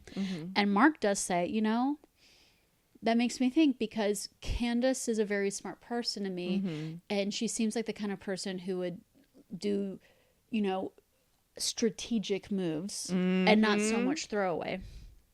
But is this when Rob says his thing? I'm thinking about, I think Natalie, or wait, I'm meaning Maura, comes after her first and is pretty much like, no, I don't think Candace, like that's incorrect, because she said it was a throwaway vote. Yeah, like, it was she a just throwaway. Said it was a Troy vote. Yes, and that her next vote was to try to stay consistent. Just to try to stay consistent, exactly. And it's like, no, I know, again, if Natalie just had like more people behind her and just being like, well, no, Maura, like, exactly, like, that is weird. No, like, and I just feel like it's not fair too, because you know, the throwaway vote was the whole reason why you banished Candace in the first place. Like, that next morning, Dorinda had also done a throwaway vote that morning, and you know, people were like, oh yeah, well, Candace did a throwaway vote and so did Dorinda, and Maura was the one that was like, oh, Dorinda's doesn't count, but Candace's does. Exactly. So now she's like you know, backpedaling here and is saying, oh, that was just a throwaway vote. I'm like, well, you made her throwaway vote like the whole reason she was suspicious before. Yeah. So, you know, what is it? I know. She thinks it's just her, you know, trying to protect Lisa, but what if it is more than that? And then, Rob just pipes up and is like, I just thought it was fucking weird. Yeah, which Boston Rob in their podcast brought up. It's like, oh, that's actually a very good, like, tell sign that someone's, like, lying. Because when they use profanity when they don't usually, I thought that was interesting. Because it It was him saying that. Okay. I also felt like that was weird. Him being like, yeah, that was fucking weird. And he says everything is a grasp. Yeah. So there's, there is no evidence. I'm like, well, also there is no evidence really on Natalie either, if you think about it. But he's essentially just like throwing like doubt and chaos into everybody. Mm-hmm. And then when, Natalie essentially makes her pitch for Rob, continues it, he's like, but that sounds smart. Yeah. As in like, wow, gamers are smart, guys. This one. Yeah. That's just so over my head. I could never even imagine doing that. Oof. Which was, I mean, just keeping the chaos alive and going and keeping them muddled so they just don't see. They're just and at this losing point, it more and more. Natalie feels taken advantage of by Tara. Yeah. Because Tara had spent the whole day helping Natalie, was the one who brought this to Natalie. Yeah. They're supposed to be presenting it together. And Tara and Natalie brings this up, and Tara is surprised that Natalie is saying it because it almost sounds like maybe Tara's the traitor because she's, twisted it onto Natalie like this. But it also, I just think it's someone being cowardly. Yeah. That is taking advantage of a brave person's strengths. Because Natalie's the type of person that even if it's scary, even if she just wants the mob mentality off of her, she is the one that has to like defend herself. And she is going to defend herself. Yeah. And Tara has the, is in the comfortable seat where she gets to sit back, but she feels bad about it. And then she's like, Johnny, and Johnny's just like, like is so lost. Also, he's also like lost in the sauce. She's like, Johnny, we need to speak up here. And Johnny's like, yeah. So Tara's trying to say. And doesn't at some point Tara even say, like, I think to Natalie, like, oh, I feel like I'm getting ganged up here, or like something like that. And I'm kind of like, and her feeling bad. I'm like, yeah, Tara, you should. Yeah, you should feel bad. Exactly. Like, what? Like, that's what happened. Sorry, you don't want to, like, go through with this vote. Okay, well, here's the consequence of that. Yeah, Eric says nothing. Not a single thing. Not a single thing. And then Alan says it's time to vote. Yes, when they're still, like, screaming at each other. Oh, my God. We were like, no. We knew how it was going at this point. So Rob says, yes, I'd like to use that dagger, please. And they just pull the dagger out of this box and then they just hand him the dagger. Yeah. Let's workshop that. Yeah. I want to see him like stab something or maybe with a name, like something with like really makes it like, and I'm choosing this, like here's my vote. And then here's the just second vote. This pen is just like oh, here you go. Okay. Here's this whole thing. Thank you. Here's the double dagger. Okay. Thank you. I think you just put it in his pocket. I want to see him really use that blade. Okay? Yeah, if you're gonna kill somebody by banishing them, then really kill them. Yeah, just have like a fake heart, like a fake pulsing heart, and just stab in it. Say the name and stab it, like that fire, like when they were stabbing the big wooden sculptures, the pyres, with the names, and you have to scream like, what was it, Monet or whatever it was. Yeah. I loved that challenge. That was so fun. Well, I'm also thinking like, okay, if the season is just feeling dark, we feel dread, we feel despair, we feel lost, whereas the path, will we be able to make our way through? If anything, it's like, okay, if this is like the descent you want people on, then make it darker. I want to see more blood. I want to be like, wait, is that person alive? I need to check their Instagram. Yes. Yeah. Like a horror movie. Yes. And it's just like they come and then it's like you just see a blood splatter on the wall and then you don't see and you're like, oh my, You know what I just thought of? Maybe it needs to also take like a Slime Time Live moment or like / Carrie where exactly it's like a bucket of bucket blood. of blood when you're banished. Yeah. Oh, that's good.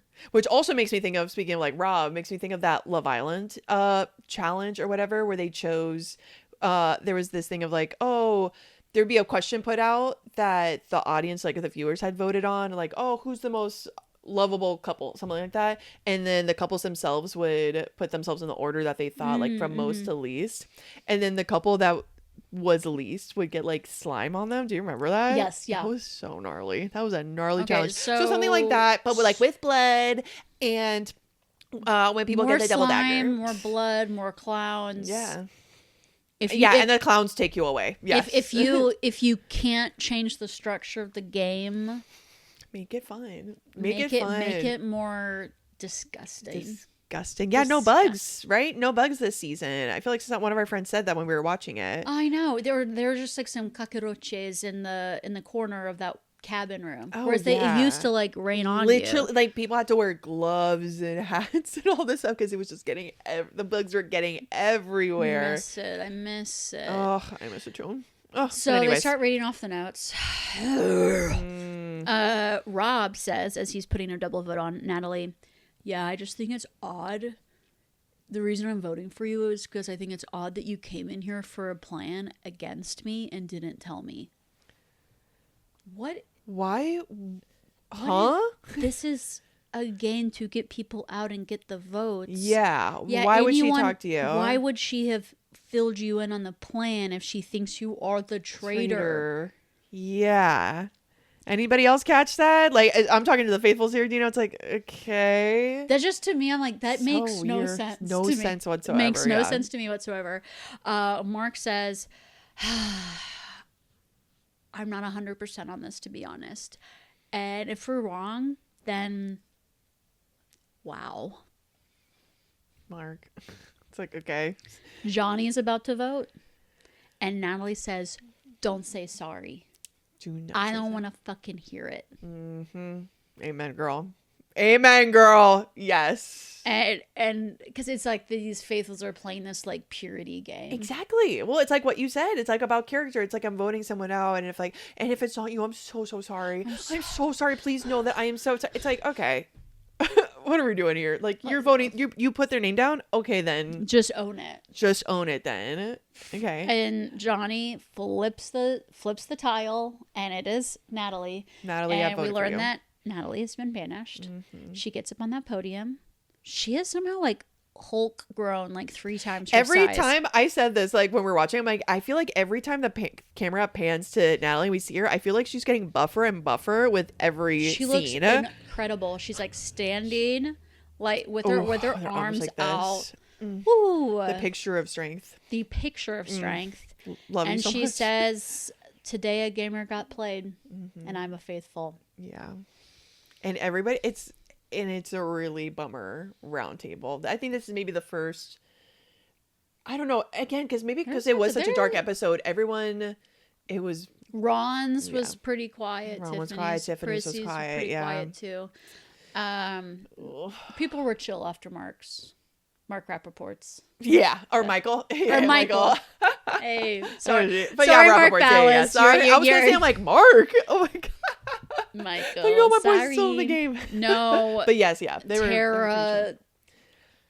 Yeah. She's in pieces. Yeah, Mark she's is in pieces. Like she's like, just murder me. Just murder me. And she goes into the kitchen, and Nina mentioned this earlier. She's like, I didn't even think it was Natalie. And Maura's like, why did you vote for her then? Yeah. But I'm also like, Maura, that's not fair. Because throwaway votes have been vilified this whole game. Exactly. By you, by the way. Yeah, you've been like the leader of that. So, and also a lot of the round table was almost like, okay, why is Tara not coming to bat for Natalie? Was she a traitor that was, just trying to, sell Natalie a false bill of goods, essentially? Like sit, the traitor that gets to then sit back at round table and let it all play out. Mm-hmm. And the thing is, though, is that Tara, just like weeping like this, crying, having this big reaction, Mark knows that's real. Yeah. Because I think when people have moments like at breakfast where they're like surprised or like something happens in the challenge that they don't expect, you can read into little things like that. But essentially, it's still something that is like a traitor could fake. Yeah. But Tara's like just like the tears just like literally like leaping off of her face. He's like, I've seen a lot of things, and that is real. That's real. I know someone who would not have this reaction after the banishment would be Kristen. Yeah. So it's like another reason of like, if we had not murdered Kristen, there would be someone who would be very stoic still and not really, because now I feel like Mark is like, well, I know I know Tara's a faithful. Yeah. 100%. Before we may have been waffling on this and that, and there's that scene Mark is just like laying on the pool table. Laying on the pool table, and Rob joins him. Yeah. I wonder if up in the ceiling, do you think it's just all lights? Like a film set? Because they're in a film set. Or do you think it's like painted like a mural? Like stars? It looks like they're looking at the stars. I would actually have to ask my husband about that. Yes! My husband does lighting for movies and TV shows, and he would actually be able to tell you exactly how that castle is lit. Yeah. So when he's laying down in his melancholia, he says, Eric said nothing. Yeah. Eric said nothing at that round table. And Rob lets that sink in. And then we are headed to the turret. Yep. Where we learn that they're going to have I thought it was going to be a murder in plain sight, but it's kind of like a murder reveal. Yeah. A murder reveal in plain sight. Yeah. I'm like, so and you know what? And you know what the faithfuls can gain from that? Nothing. It's essentially, it's like essentially when you're sitting down at breakfast and you realize, oh my God, Kristen got murdered last night. Oh no, what? Exactly. And so, and now they're just going to do this and it's at nighttime. Exactly. Cool. What I do hope though is that because the person is going to be murdered in that moment, I hope that they can say something. Yes, like Jam Jam. Like Jam Jam, who was like, a housewife never kisses. It's Lisa, it's Lisa. It's Lisa. It's Lisa. As he's being dragged away. I want that moment. I want that too. I want them, however, because it looks like so they choose somebody, we don't know who it is yet, and then Alan comes in and says exactly the reveal is going to be in front of everybody that night. And so then we see everybody come out of the castle, and we see a wooden coffin in the center of a circle, and the circle seems to have been made of like gunpowder. So it looks like it will be like set on fire, like the witches we were talking about earlier. If you will. And I would love, and speaking of bonfires and witches and being such a flame, if they could shriek.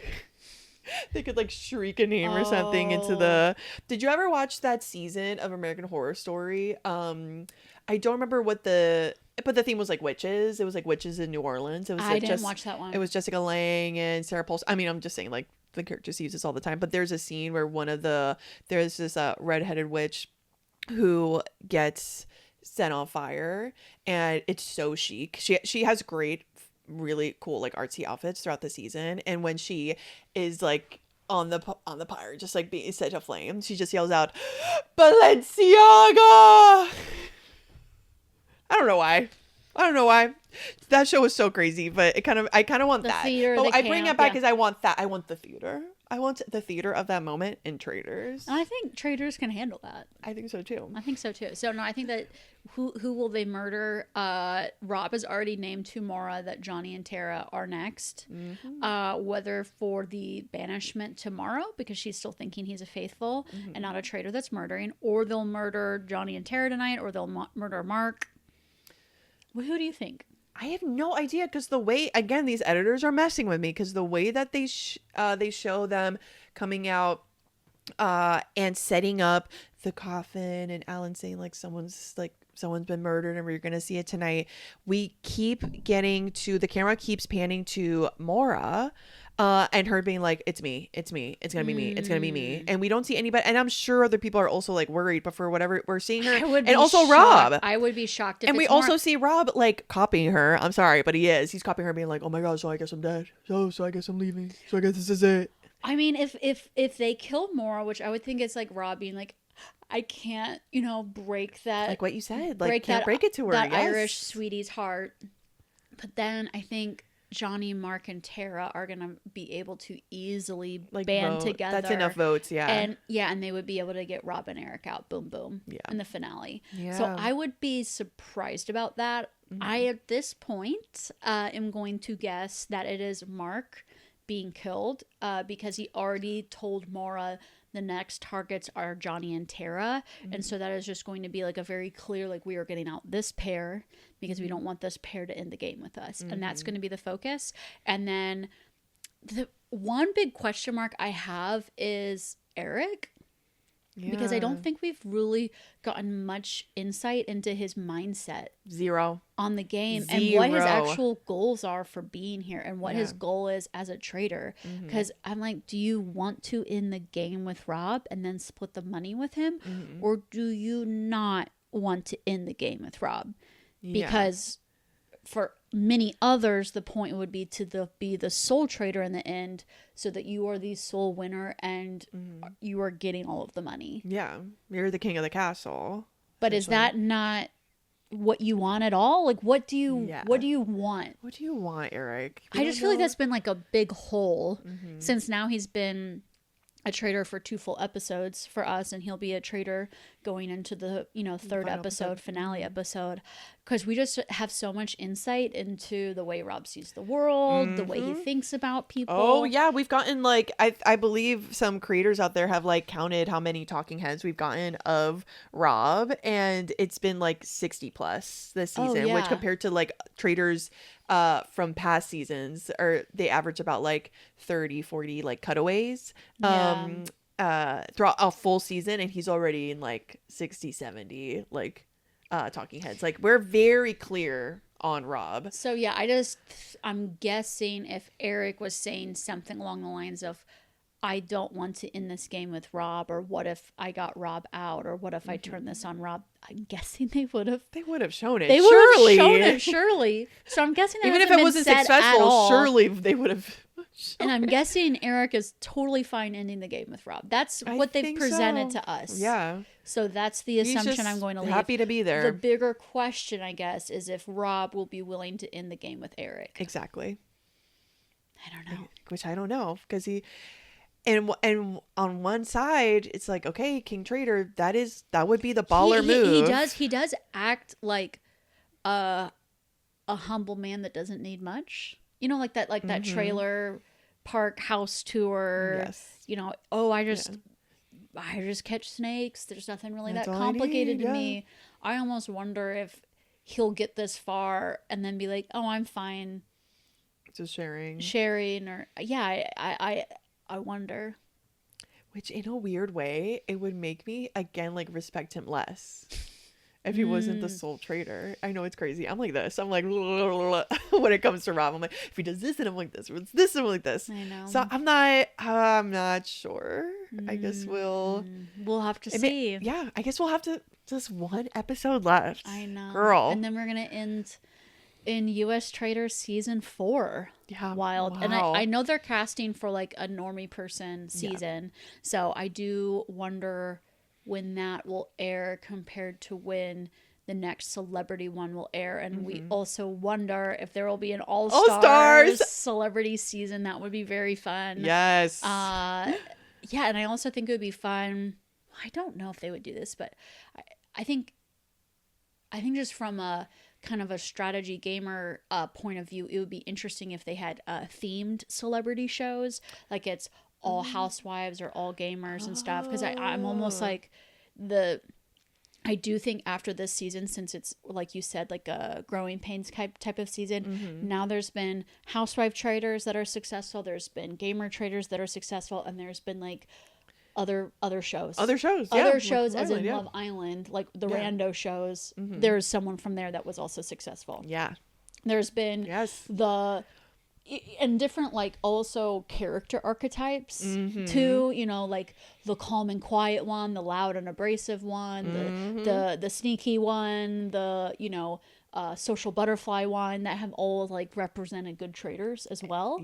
Talented traitors. So I'm very curious going into next season with this in mind, and all of our deep wishes to throw the faithfuls a bone, please, because I think give them a chance. Because I think calling them, like essentially, like Nina and I have talked about this, like we feel like the traitors is becoming almost like a humiliation sport for the faithfuls. Exactly. And I think a lot of people are having a lot of fun with that, and they like humiliating reality TV stars.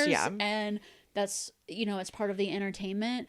And I'm like, oh, all right, well, we did that. So are we just going to like continue it being like a humiliation game for seasons to come, or can we change that? Can we change that? Because I don't... there is a bit of fun, of course, in like laughing at reality TV stars, but exactly, it's getting to a point where I just find it like to just be extremely mean to be extremely mean to the point where, so exactly, if it's gonna be a humiliation tactic for these reality TV stars, I really wondered, like, why is that? Why do people feel so comfortable and so galvanized behind being mean and calling these reality TV stars dumb and this and that, when, again, earlier we were talking, if you put yourself in the mindset of a faithful in that castle, okay, what can you truly go off on? Like, we can sit here and say, like, well, Rob did this or blah, blah, blah, or like, why didn't they catch that? It's like, for a million reasons. Who the heck knows? Maybe they like weren't in the room. And or every they piece of evidence you have another piece of counter evidence that says the opposite. Exactly. That is just as reliable, as in it's not. Exactly. So it really got me thinking, like, okay, what is it? And it also, and I feel that very intensely, the like making fun of faithfuls and calling them stupid in this, very much in this season. And it made me like, what, like, why? And it makes me wonder that with someone having a traitor like Rob, that is an archetype, I feel like, of like the everyman of just exactly like he, like you said, like he doesn't even feel like he is a reality TV star. He just seems like a regular guy who lives down the street, who is, as far as we know, exactly like charming and nice. And I believe he is like even tempered, like is talking nice to everybody. Like, I think having him as a traitor, it's almost like he is us. He is the viewer, and he is like putting down these reality TV stars, and like, and the fact that he's like, you know, murdering them, banishing them. I think he is someone that I feel like a lot of people that don't watch other reality TV shows, right? Because we watch the show because we love like that, like the characters. We like spent Housewives 6 weeks with Rob on Love Island. Yes, like. And we had fun doing it. Hey, like watching Love Island and the Housewives and all these. Traitors is going to be 11 episodes. Love Island, like 50 episodes. Okay, exactly.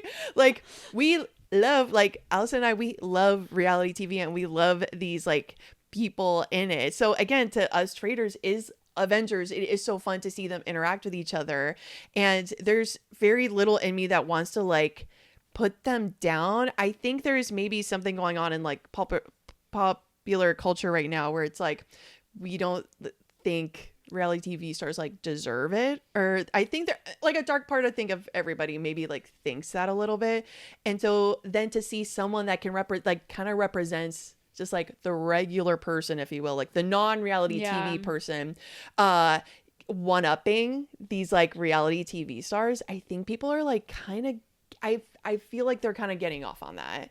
And it's someone that you can just so easily like cheer on, like, oh yeah, like get these dummies, like show them, like what do they freaking know? Look, they can't even pay attention to their notes and blah blah blah. And that is just a vibe that I do not go into traitors with. And, I really don't. And Rob has been a talented traitor, but yes, also absolutely. Again, I cannot say that enough. He also has been a good traitor. He's been a talented traitor, but also the part of being a traitor is that you're coming in with so many advantages because you have all the information in the game, and he came with the advantage of not being a gamer and not being a housewife. Exactly. So I think, you know, us being critical of Rob sometimes, it's us, you know, having that perspective, almost like a faithful perspective of how are they not catching him? Like, well, these are the reasons they're not catching him, and these are also the reasons why he's like being so successful in the game too. And so it's just us being critical, but not. We're also like not, we don't want to like join in the humiliating. So I really don't. Yeah, I'm not interested in the like. I'm not interested in completely like putting Rob on a pedestal and being like, oh my god, he's the most amazing traitor that there's ever been. Can you believe it? Because again, it's like, well, what do the faithfuls have? Nothing. Okay, well then. But I also don't want to like tear him down either, because it's like, well, yeah, he's been making good moves also. Yeah. I can't, there's something I could say against that. I'm like, yeah, he's been like murdering the right people, like banishing, like aligning himself. He's making true friendships with people. I do believe that. Because he's able to connect with people. Yeah. And so many people that have been murdered or banished, like, have said as much. They're just like, oh yeah, no, Rob's great. Like, they're just like, oh no, we had a great time in the castle. I'm like, yeah, I believe it. But yeah, it was more, it was one of those like side conversations that you and I were having of like, what is this thing with people like feeling so comfortable just like calling these faithfuls like dummies and I think idiots also and feeling so like good about it. People are watching the game from the viewpoint of the traitor, because Yes. people are watching with all the information. Yes. And I was telling Nina, I was like, I think I'm a lover girl for the faithfuls. I know, which I kind of love, because usually I feel like I kind of see you more as like loving the like sneakiness and like treachery of the traitors, because it can be like so like fun. It can be kind of fun. Yeah. But so it was fun. Yeah, it was. I liked hearing that you're like, no, I want to like, dang, help these faithfuls out. Let's go. I'm rooting for them. Yeah. And so I'm rooting for you faithfuls. Come on. Johnny, Tara, Mark, Mara. I am rooting for you, girl. Let's go. I can't wait for the finale. So please stay Yes. tuned for a recap of the finale. Boy, we have a busy week ahead. Yes, we do, have girl. the Survivor 50 premiere. So please stay tuned. If you're watching our recaps now, keep watching for Survivor 50. We already mentioned we're doing Survivor 50 profiles of all the people that Nina don't know nothing about, because she's a New Era fan. So having so much fun with that. It's really been a delight to do this. We're going to keep cranking those out as well. So stay tuned. Subscribe, follow, all of that. Share all the love. Things. Yeah. And yeah, see y'all soon. Bye. Bye.